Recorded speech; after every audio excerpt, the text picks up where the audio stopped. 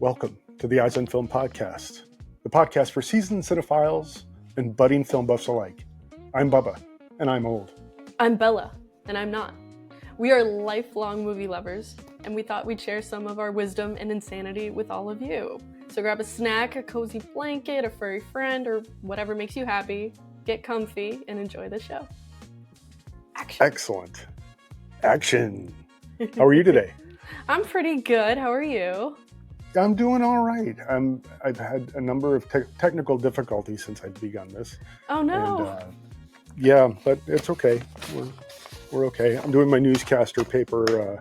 Oh, paper very nice. Ron Burgundy. Yeah. And I did my Ron Burgundy. Yes. You didn't tell us to stay classy though. It's not the end. Fine. Stay classy, San Diego. I won't forget.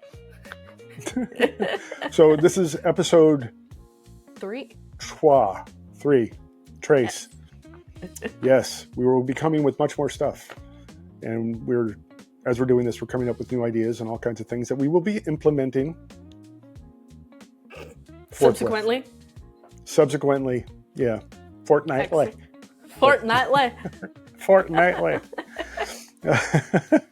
So we're going to do, as always, we're going to start in alphabetical order, but this time beginning with P.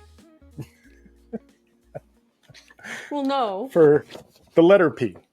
No. Yeah, alphabetical. Oh, no, that's right. No. Sorry. Trip to the moon? Trip to the moon. With A. We're going to start with A. I can edit that, right? I don't think you should. No, okay. I like it. All right. Okay. So we're going to start with A. Is this the first sci-fi movie? This is the first sci-fi movie, yes. Okay. Unless anybody knows otherwise. As far as we're concerned.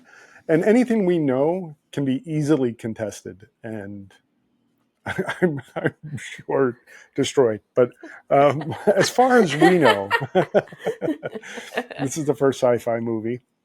And the year, if I remember correctly, is 1902? Correct. I had to check because I couldn't remember. Yes. It was actually before I was born. Yeah. And he didn't say the whole name, so it's A Trip to the Moon, not Pa Trip to the Moon. Thank you. You're welcome. Pa Trip to the Moon. So nice. It's so easy. So good. Yeah, I need to change all my notes now. No, I'm kidding. Bella distracted me with her amazing intro. Oh, thank you. That was the goal. You're welcome. I'm just trying to trip you up. Yeah. Oh, thank you so much. There's plots and plans, and there's a lot happening here. Yes. So why are we watching this dusty old movie, A Trip to the Moon? We're watching this movie for its historical significance and for many revolutionary techniques in film that were used. This film was directed by Georges Méliès. I'm not sure if I'm saying that right. Wow, very nice. Thank you. I'm sure not, but we're going to roll with it. I took French in 4th grade, so I feel qualified. Isabella, can you tell me in French what means?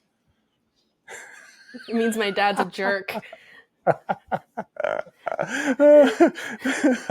Whenever anybody would say anything about the French, I would go when she was a little kid, and she asked her French teacher what means. Poor Madame Niosi.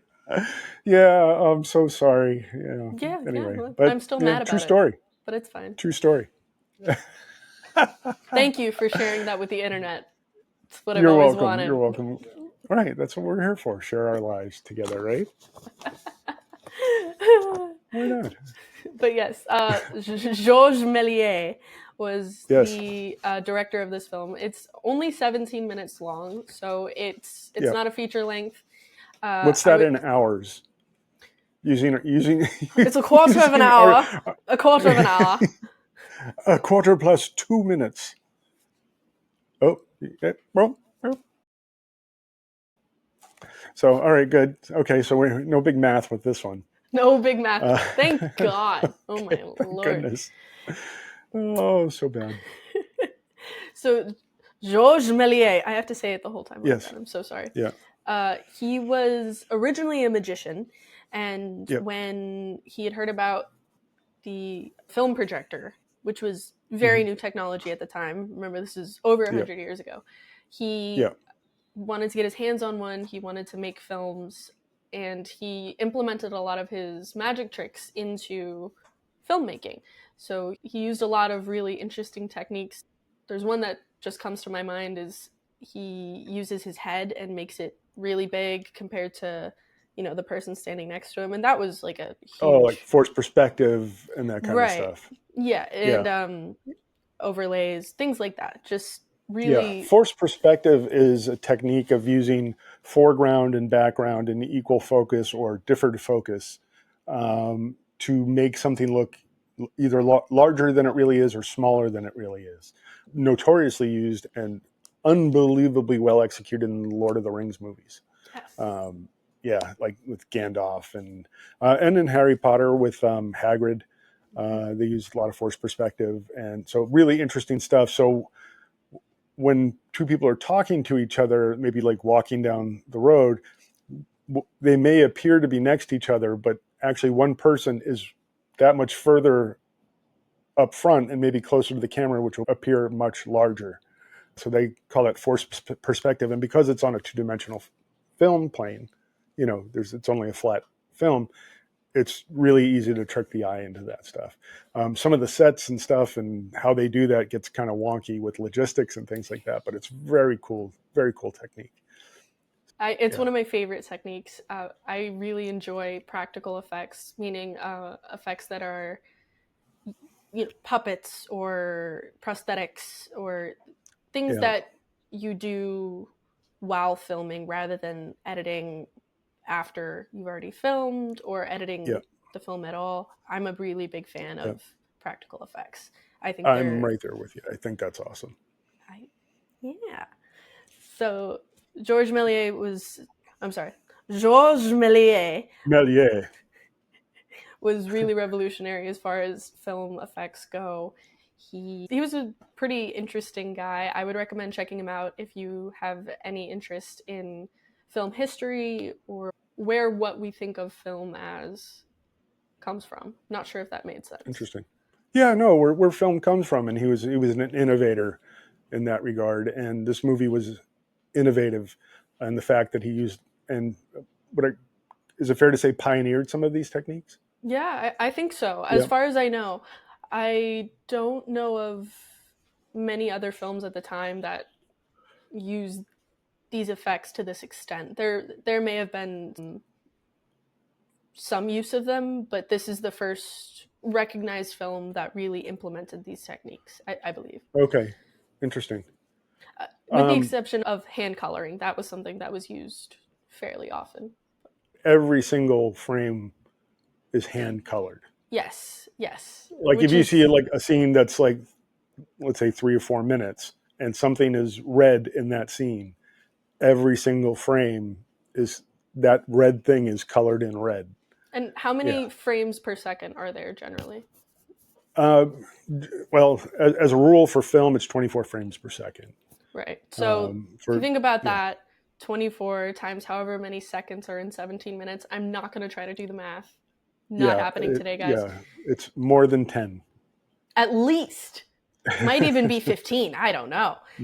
Man, stop throwing out crazy numbers. That's like too I much. know, I know, that's ridiculous. But it's a lot of work. It's time Yep. consuming. It's really detail oriented, and this is film too, so it's small. It's a labor of love, and I think it really shows up when you watch the movie. I think this is my, I don't know, probably fourth or fifth time I watching think it. me too. Yeah. Yeah, I don't watch it a ton. Like I haven't watched it a ton, but I like to watch the films again, like right before we review them. And I watched it again, and I was actually looking at some of the movement of the people in the film. And I know what I watched is a restored version, and this is the one that's on Max right now. At the time that we're recording this, it's on Max, so you can watch it on Max, HBO, whatever you want to call it. Say But Max one more Max, time. Max. But yeah, so it's on there. If you think of it, really, film is animation of pictures. So it's one picture being shown consecutively after the other. So, many individual frames of film. It's basically how animation works also. The movement of the people in there is actually fairly smooth. And I don't know, again, if that's something that they evened out as they restored it, or if, the source material has to be there, right? Obviously. And I don't know if they've digitally altered any of it or not. I'm guessing not, but who knows? The movement of the characters is very fluid. It's not super choppy. It looks like it was, run back at the correct speed. And in those days, they were mechanical, but they were hand cranked. Right. So whoever was cranking that film camera actually had a pretty steady hand, or that was like, again, fixed in the restoration of it. But either way, however it came out, if you watch it, it looks pretty smooth. And the color is variable. It's like Yeah, there's some scenes where the front line of characters is colored in and the back isn't. There's Right. definitely a lot of inconsistencies in it, Yeah. but but that's why we wanted to explain the background of this a little bit, because Right. it's Sorry if I went on a tangent. Yeah. No, not at all. It was very informative. Yeah. This episode is a little bit different than our other episodes, where it's a lot more information and history, but it's important to me that people recognize these films that aren't necessarily that entertaining, or it's not something you would watch again and again and again, but it's important to recognize where things came from and how they began, and this is a perfect example of that. It's the beginnings of sci-fi in movies, which I think is awesome. So this movie will always have a special place in my heart because of that. I think it's very cool in many ways. I mean, like I said, I watched it again tonight, and I thought it's kind of fun. Like, I would show it to friends as a novelty, or something like that. It's the perfect length for that too. It's like a YouTube video. So if you just have 20 minutes to kill and you don't know what to do, just watch it. It's worth it. Yeah, throw it on. You got nothing to lose. Yeah, exactly. And you'll learn something, and you'll see something that was historically, it is significant. Then he told me of the significance. It will be significant. So it's a significant movie. Anyway, so was there more background that you had for us, or should we just start talking about it? Or I could go into more detail about Georges Méliès, but I would rather talk about the film itself. I think if you guys are interested in more of a biopic episode on directors, and Georges Méliès is someone you want us to explore, we're happy to do that. But I think for now, that could be fun. Yeah, I think it could. Yeah. So we don't really know who the cast is in this for the most part. As far as recognizable people? Yeah, you're like, Nicholson's not in this one, or no, there's no big names. This was about 15 years before film became a lucrative industry. So this was a passion project. This is yeah. So pre-Hollywood, before all of that. Right. Okay, and the plot of this. So an astronomer and some other of his astronomer homies. I would say scientists, like a group of scientists. Okay. I think it's fair to say. Okay, fine. The Wikipedia said astronomer, but whatever. Okay. No, there is an astronomer, but I think he was pitching this idea to other. Oh, okay. Scientific types, yeah. Okay. This is a silent film, so I did have a little bit of a hard time following the plot, but the basic gist of it is, I'll give that to you now. So, from what we could figure out from looking at pictures. And Wikipedia. So an astronomer is pitching this idea to a group of scientists to send a rocket to the moon. They say go for it. They load up into this rocket that's shaped like a bullet. It shoots onto the moon, which I love the moon in this. I think this is actually really creative. This is very iconic. I'm sure you've seen it somewhere. But the moon is a face, which is really interesting. And then the rocket goes into its eye, and it looks like it's been shot. It's like Yeah. it's really cool. I thought that was really Yeah. creative and interesting. And then the scientists get to the moon. They get out of the rocket, sans spacesuits, because and Why would you need spacesuits on the moon in 1902? exactly. Of course, there's air on the moon. In 1902, yeah, duh. Yeah, and you can be shot out of a cannon and hit the moon. Of course. And it's really fast. They In travel about at 30 light speed. seconds. Not even So 30 seconds, like No. 4 seconds. Yeah. And they land on the moon, and they encounter an alien species that lives on the moon. They try and they camp out. They do. They camp out. They camp out. They make a little campsite. They go to sleep. It's great. A shooting star flies by, which is It's awesome. it's great. It's so weird. Yeah, and there's like other celestial things that happen, and there's like a lady sitting on a crescent moon. Where that moon came from, I don't know. And there's Saturn. There's multiple in there moons. And some other stuff. Yeah, there's so many moons. Most moons. There are other celestial beings. I don't quite know why they're there, but they're there. Yeah. And the scientists encounter this alien moon species. They try to take over the moon. It doesn't go well, and they go back to Earth, and everyone is like, "Yay, you're back! You went to the moon!" And that's but they also there was a hanger-on alien. Oh, that's right. That they brought back, and they torture him mercilessly. It's actually pretty awful. So they capture him. He's like, they bring him back like King Kong and just like try and show him off, and he doesn't like it, and they end up torturing him. Like it's really bad. I think I blocked that out. I watched it yesterday. I don't know how. It's like the very end. Like they just ended up beating him up, and they're all like, "Yay, us! Congratulations! We did a great thing and went to the moon."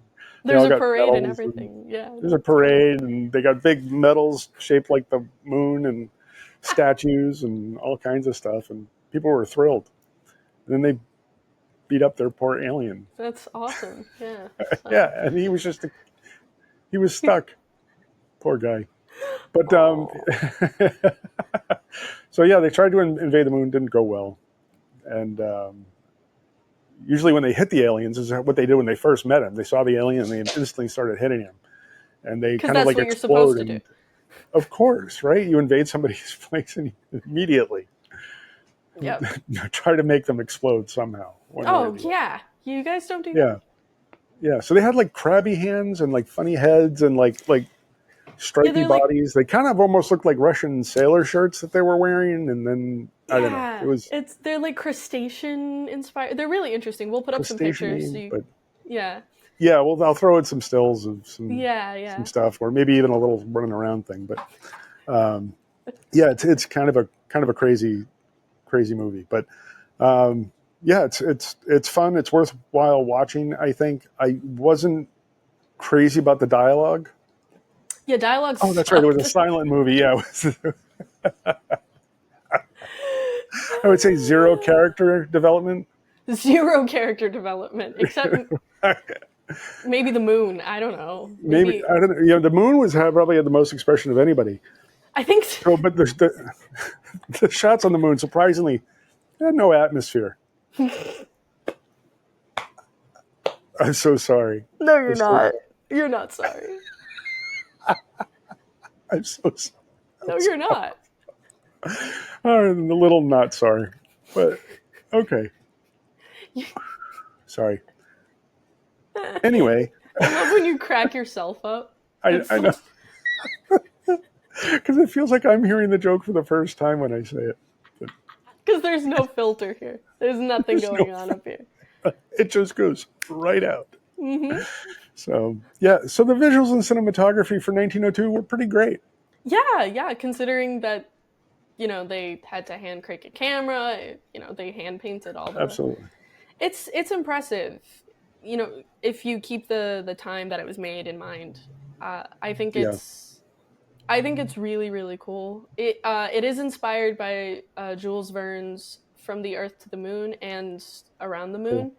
Yeah, I mean, everything, you could tell that the pieces for the time, they put a lot of time into them. But, it really does, in many ways, look like I don't know, I've seen some impressive high school productions, but it's for what it was at the time. I think they did an okay job for what it was. Like, I mean, I obviously, like I yeah, no, the forced perspective stuff was good. Like, I'm not going to say on any level compared to anything put out today is, it's good. But if you take into consideration the time and where technology was at that time, and, they're like, it was like a science experiment, or it was just an experiment. They were having fun, yeah and you could tell they're having fun. Like the whole thing looks like it was fun. Big, crazy costumes. I mean, obviously, like they were adapting what you would have done, I think, in theater at the time yes, that's that. to Yep. film. It was, they would set up a soundstage, cut to a second. I don't even know. It wasn't a soundstage. Sorry, it was a studio, and they would cut to another obviously built studio. But it was fun to watch that. One of the techniques they used is a substitution splice technique. So that's when you have two rolls of film or more, but we'll go with two just for this example. Yeah. And you want to take a scene from one roll of film and put it in the other one. So basically what you would do is you would just cut out in the one roll of film where you want to put that scene in. You just cut it and you put the other one in. Put it on top. So they're just literally like just film one piece on top of the other, like It's hand cut out or something like that, which is crazy. That's great. it's super cool. And that technique was used a lot when you would go to the movies and they would still have like film Movies projectors. projected on film. Yeah. Right. So Yeah. they would still do that, if the film got caught or damaged, they would, cut out that frame and put it back together. So that technique, beyond just a visual thing, it was really useful for a lot of aspects of film. So I think Okay. that's really cool and interesting. Interesting. Yeah, and then he also used multiple exposure in this film. I don't think that was. It may have been the first time it was used in a movie. I don't think it was the first time it was ever used with like photographs. I'm pretty sure there were. Yeah. That I'm not sure, but double exposure was. You could definitely see there was a lot of double exposure stuff where stuff was laid on top. Your Can you pictures were like. can you explain how double Yeah. exposure works? Sure. A double exposure is when you take picture with a digital camera or film camera, and your next picture is taken on top of that same frame. So if it were a film camera where you wind your camera to take the next picture, you wouldn't do that. You would take a picture and then take another picture, and that photo is physically combined with the previous photo. Like there's no moving of film; it's just exposed on that same frame. Yeah. So that would be a double exposure. I really Yeah. like double exposure. I did a photography project using double exposure, so it's one of my Yeah. favorite creative techniques for photography and film. I think it creates some really interesting photographs and images. So Yeah. Especially with film, because it's really hard. You're kind of going off your memory, or you're going off of yeah, it's all by memory because you can't frame it with the previous shot. So you're just kind exactly. of hoping, or if you're using a tripod or something like that, you can do a double exposure with a tripod, but the majority of your frame is going to be the same, and you could add something in, whatever. But it's a very interesting technique and very challenging, but Yeah. So very I cool to think see it in film. exactly, and the fact that they were using it over 100 years ago and I was using it last year, I just think that's a really cool thing that these techniques are still used, still important, still creative, and still revered for how difficult they are and how interesting they can be. So there's a Yeah. lot of really cool things in this movie that I think resonate now.